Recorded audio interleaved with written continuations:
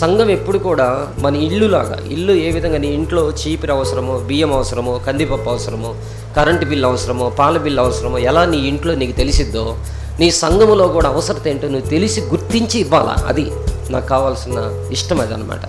అంతే, పలాంది అవసరం ఇంట్లో అయిపోతే ఎట్లాగా మీరు పంచదార తెచ్చుకోవాలి, టీ పొడి అయిపోయిందని ఎట్లా అనుకుంటారో అట్లానే దేవుని సేవలో కూడా పలానా మీటింగ్ జరుగుతుంది, పలానా రిట్రీట్ జరుగుతుంది, లేకపోతే పలానా పరిచర్య జరుగుతుంది అని మీకుగా ప్రేరేపించబడి రాగలిగినప్పుడే కావాలన్నమాట.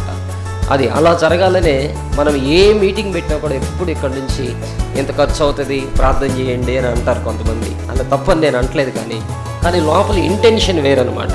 ఇంత ఖర్చు అవుతుంది ప్రార్థన చేయండి అంటే అర్థం ఏంటి కదా. అందుకని ఆ మాట కూడా నేను అడగను, ఎప్పుడు కూడా చెప్పను సంఘంలో ఇంత ఖర్చు అవుతుంది ప్రార్థన చేయండి అని కూడా చెప్పను. ఎందుకు అనంటే సంఘం యొక్క విశ్వాసం అది గుర్తించగలిగి ఉంటారు.